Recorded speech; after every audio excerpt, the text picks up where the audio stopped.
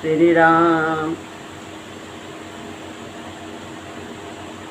गुरुर्ब्रह्मा गुरुर्विष्णु गुरुर्देव महेश्वरः गुरु साक्षात् परब्रह्म तस्मै श्री गुरुवे नमः।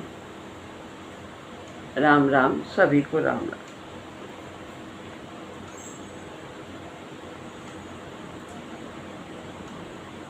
श्री गीता में 18वां अध्याय चल रहा है। अभी हम लोगों ने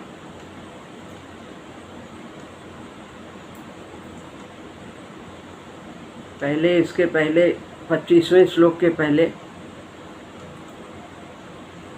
सात्विक कर्म और राजस कर्म के बारे में जाना। भगवान ने बताया कि सात्विक कर्म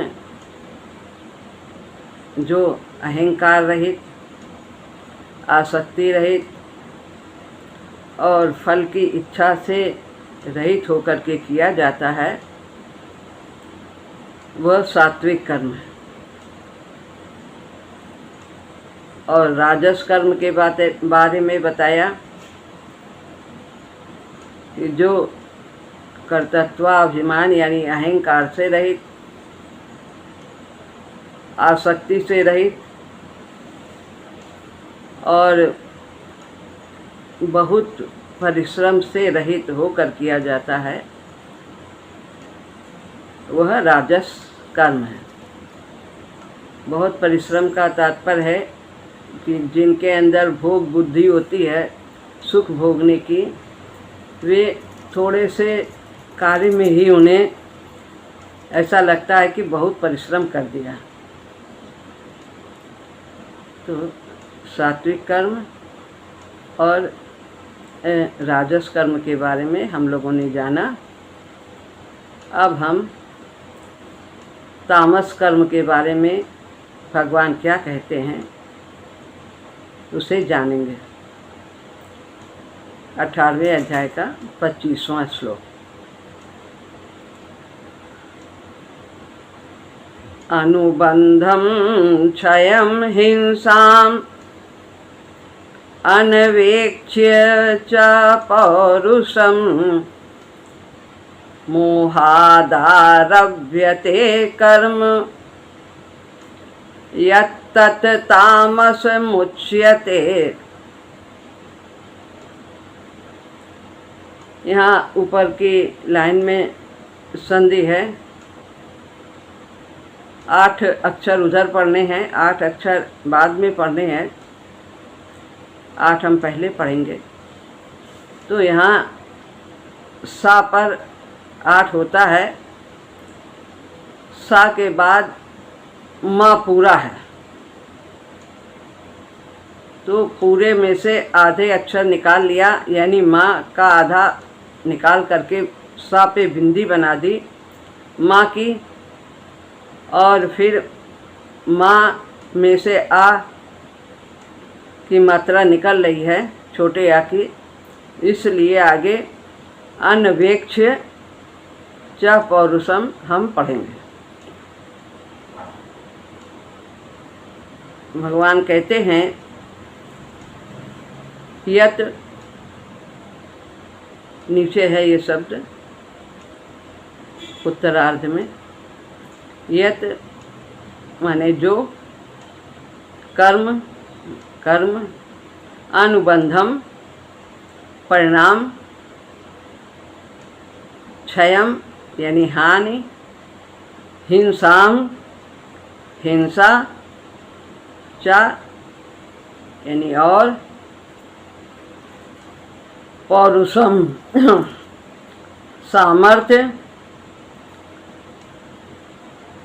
अनवेक्ष ऊपर है, न देखकर, मोहात यानी मोहपूर्वक, आरभ्यते आरंभ किया जाता है वह तामस कहा जाता है। यत तत्, यत माने जो और तत् माने वह, तामस तामस तामसम उच्यते, तामस कर्म कहा जाता है। जो कर्म परिणाम, हानि, हिंसा और सामर्थ्य को न देखकर मोहपूर्वक आरंभ किया जाए वह तामस कर्म कहा जाता है।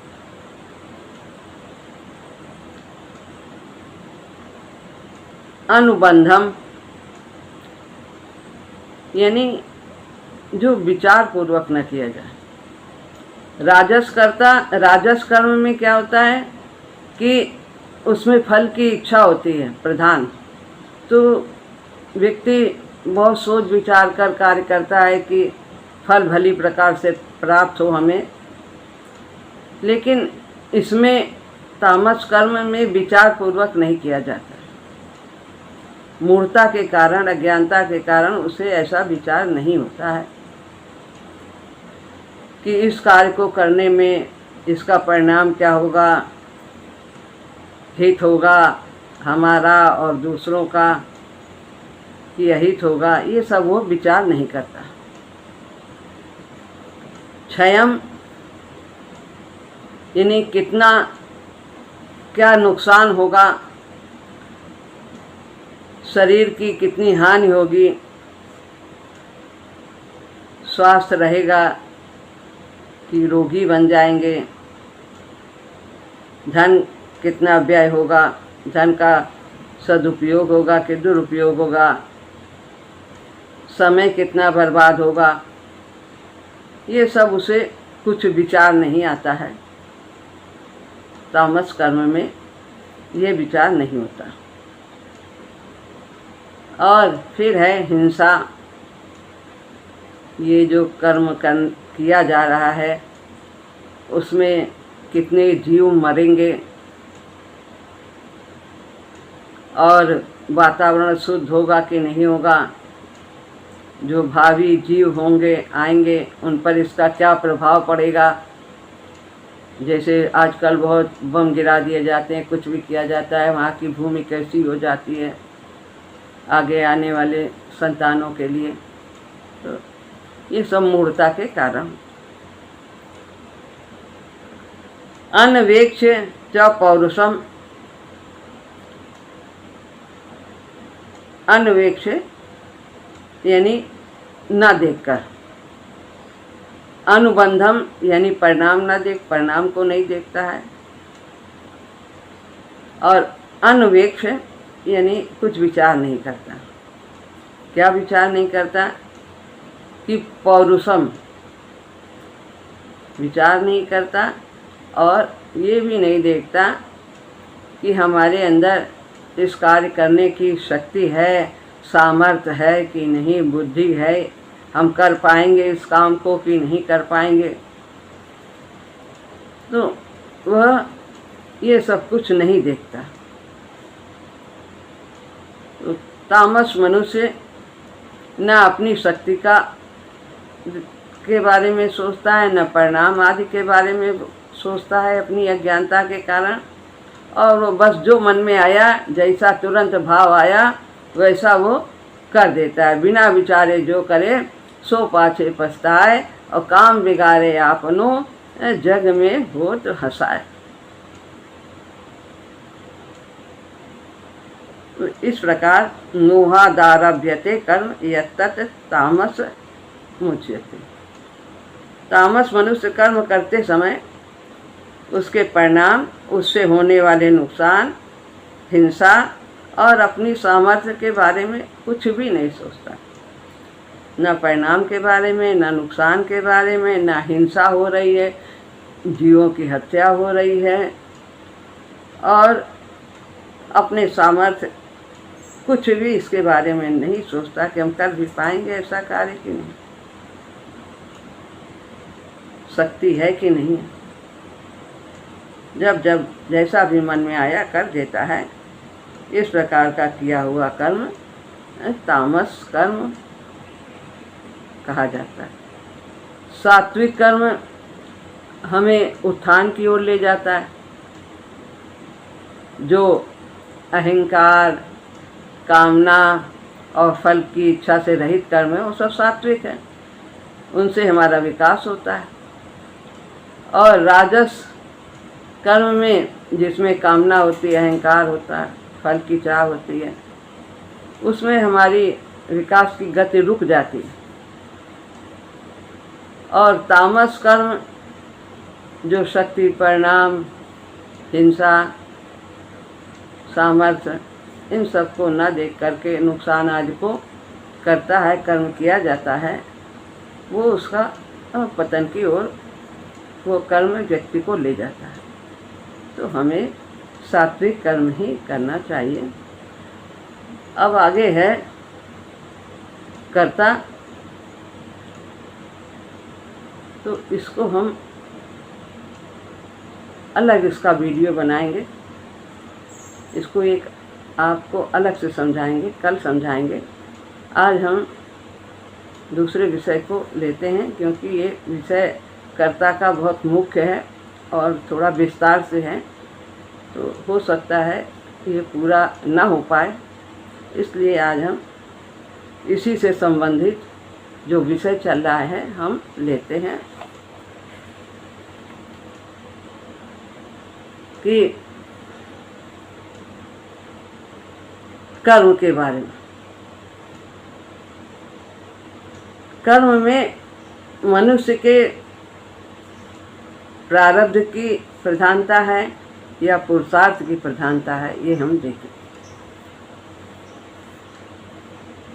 पहले ये बहुत शंका हुआ करती है कि प्रारब्ध और पुरुषार्थ में भेद क्या है।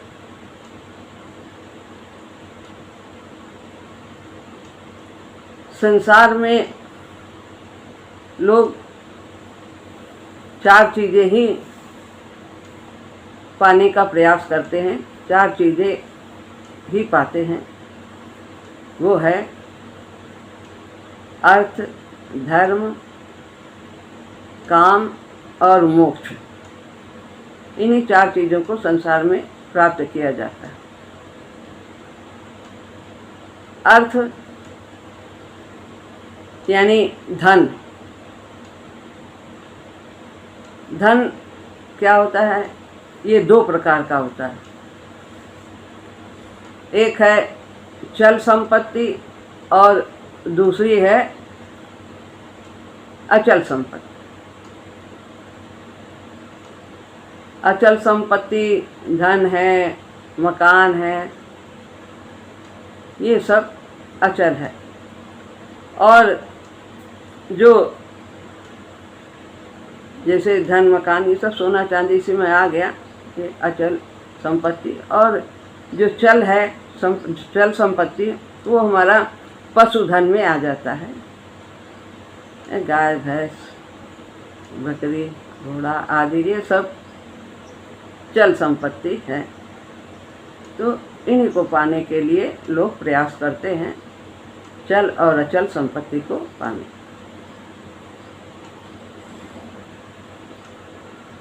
अर्थ अब है धर्म।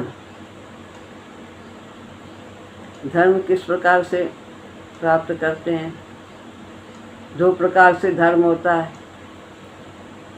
एक है सकाम और दूसरा है निष्काम। सकाम कर्म करते हैं, यज्ञ, दान, तप आदि, पठन पाठन, सांसारिक कामनाओं की पूर्ति के लिए किए जाते हैं, तो वे सकाम कर्म हो जाते हैं।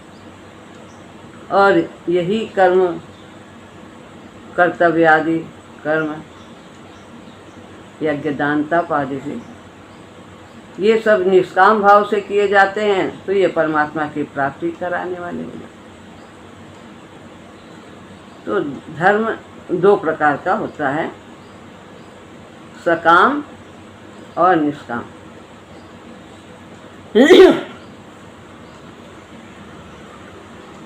अर्थ धर्म। अब है काम।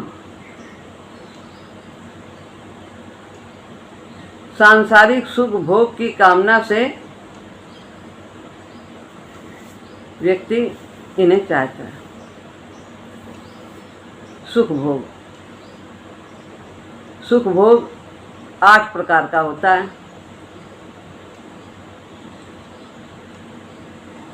पहला है, ये इंद्रियों के माध्यम से हम प्राप्त करते हैं, ज्ञान इंद्रियों के माध्यम से। आँख, कान, नाक, वाणी, त्वचा, इनके द्वारा हम ये 5 सुख चाहते हैं।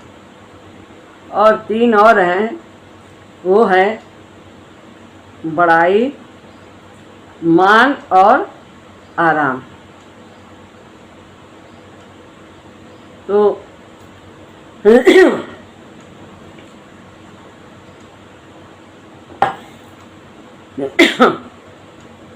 हम अब देखते हैं कि शब्द के द्वारा कैसे सुख प्राप्त करते हैं। शब्द 2 तरह के होते हैं, एक वर्णात्मक और दूसरा ध्वन्यात्मक। वर्णात्मक क्या है कि जैसे व्याकरण, कोश, साहित्य, उपन्यास, शास्त्र, ये सब विभिन्न प्रकार के ये वर्ण के अनुसार होते हैं, अक्षरों के अनुसार इनको पढ़ करके लोग सुखी होते हैं, अखबार भी पढ़ लेते हैं। और ध्वन्यात्मक, जिसमें ध्वनि से व्यक्ति सुखी होता है, अनेक प्रकार के संगीत सुनता है, वाद्य यंत्रों के माध्यम से उनमें वो आनंद पाता है। तो ये शब्द से व्यक्ति सुख प्राप्त करता है, इनकी कामना होती है। और है स्पर्श, दूसरा।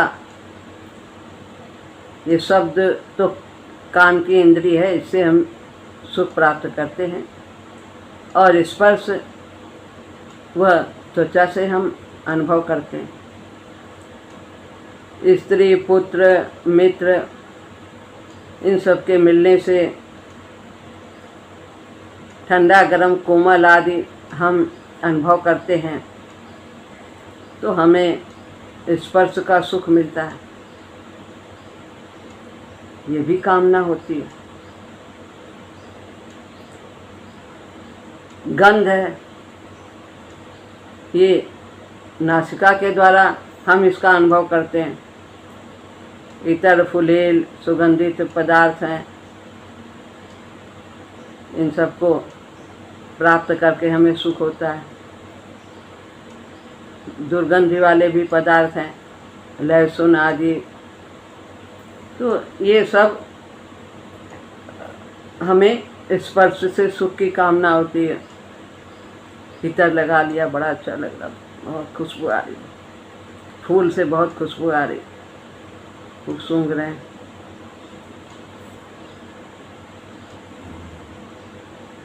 फूल का तो सही उपयोग है कि प्रभु के चरणों में अर्पित किया जाए। अब है रूप। रूप से सुख पाते हैं, देखने से नेत्र का विषय है।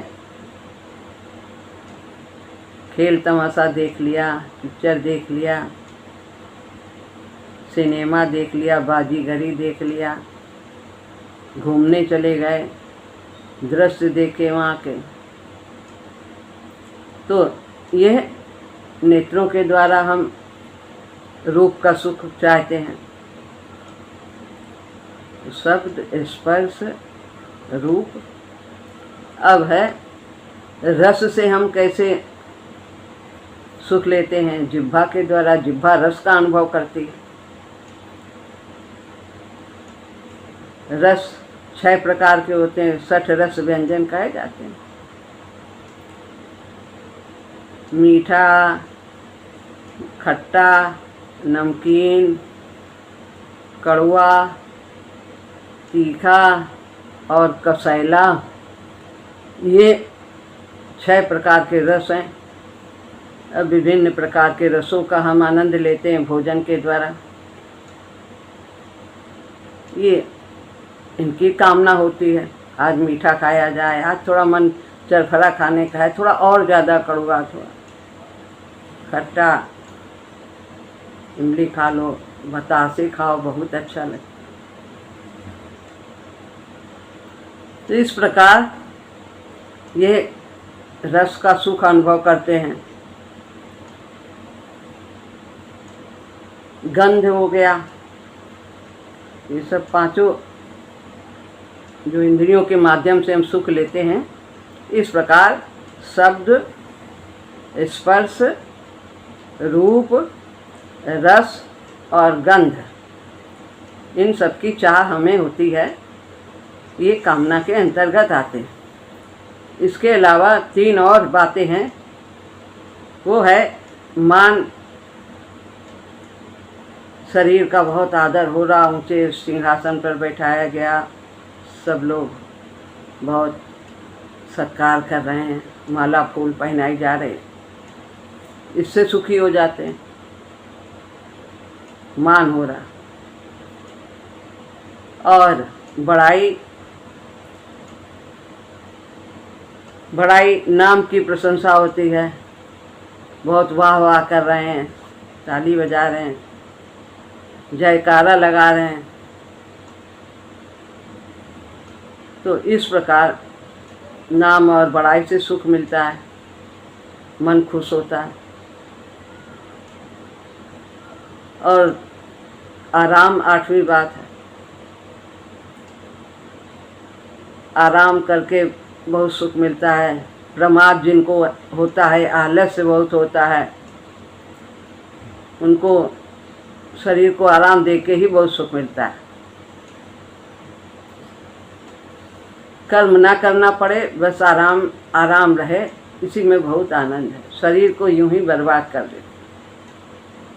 और जो कर्तव्य करने वाले हैं, वो जितना भी शक्ति भगवान ने दिया है, अंतिम श्वास तक जो कर सकते हैं वो जरूर करते हैं। पूरी तरह से हमें वे सदुपयोग करते हुए दिखाई देते हैं। इस श्वासें बड़ी महत्वपूर्ण है, तो इनका हमें भरपूर लाभ उठाना है, सदुपयोग करना है, खूब झोली भर के यहाँ से ले जाना है। पैसा नहीं, कर्मों की पूंजी। तो यहाँ पर ये बताया गया कि अर्थ, धर्म, काम और मोक्ष। मोक्ष किसको कहते हैं? अवगुणों से मुक्त होना, ये मोक्ष है। अवगुण नहीं रहेंगे तो आवागमन से, फिर आए जाए ना आए, बंधन रहित हम आवागमन करेंगे। शरीर आएगा और जाएगा। तो ये है मोक्ष। अब इनमें से जो ये 4 बातें हैं, 2 तो प्रारब्ध हैं से प्राप्त होती हैं और 2 पुरुषार्थ से प्राप्त होती। पुरुषार्थ, तो पहली जो है अर्थ और काम, ये हमें प्रारब्ध से प्राप्त होता है। इसमें प्रारब्ध की मुख्यता होती है और पुरुषार्थ गौण होता है।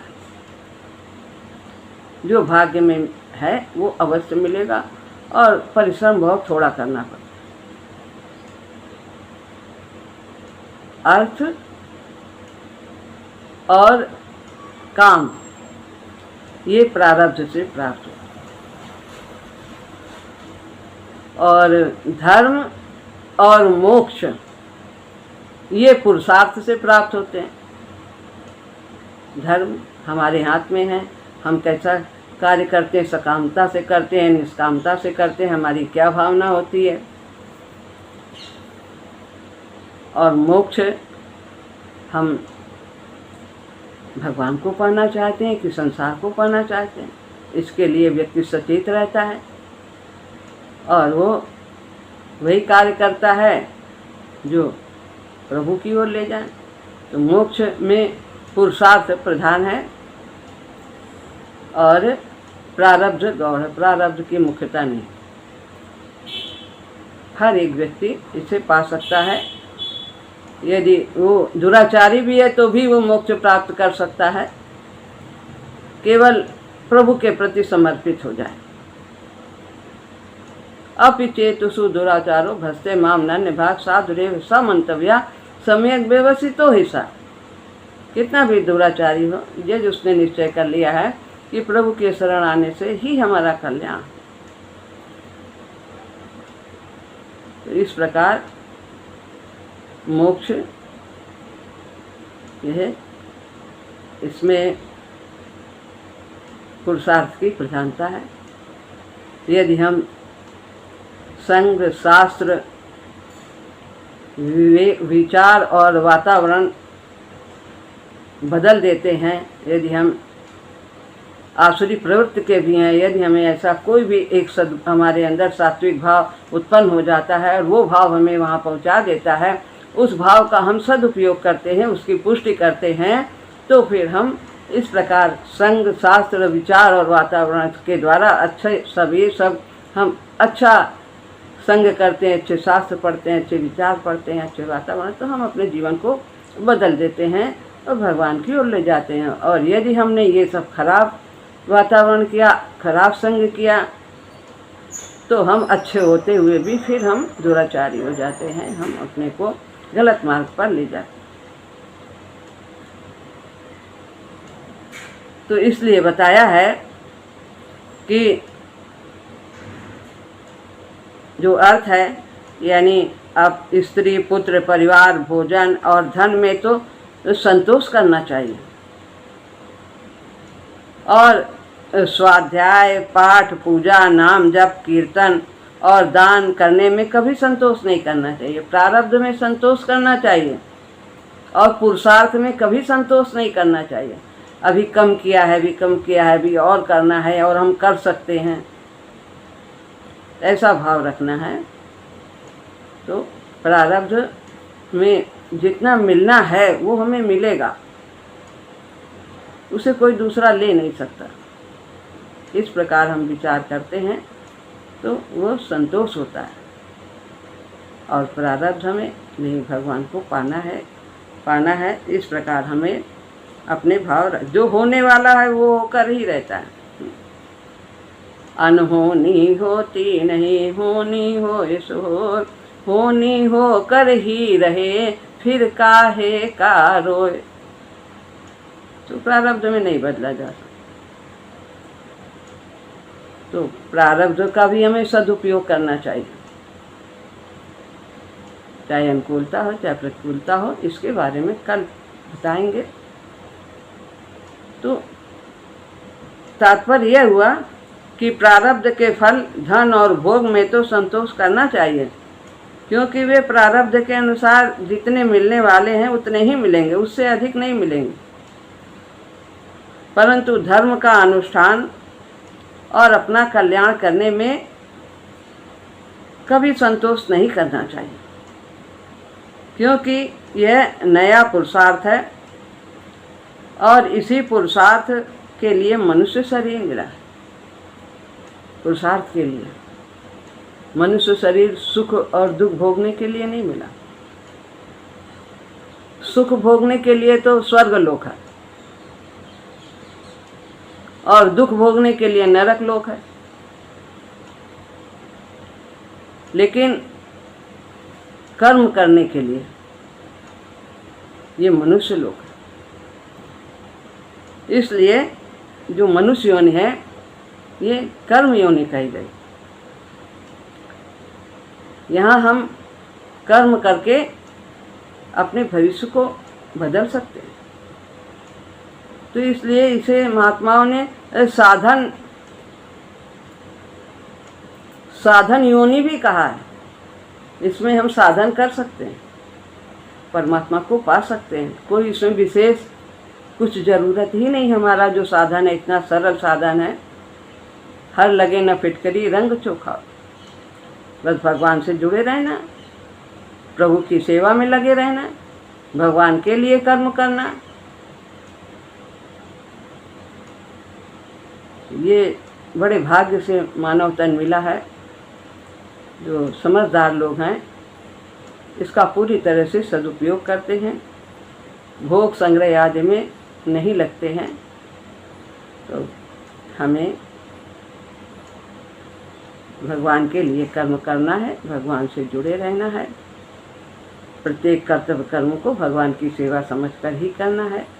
अपने नियत कर्मों का त्याग नहीं करना है।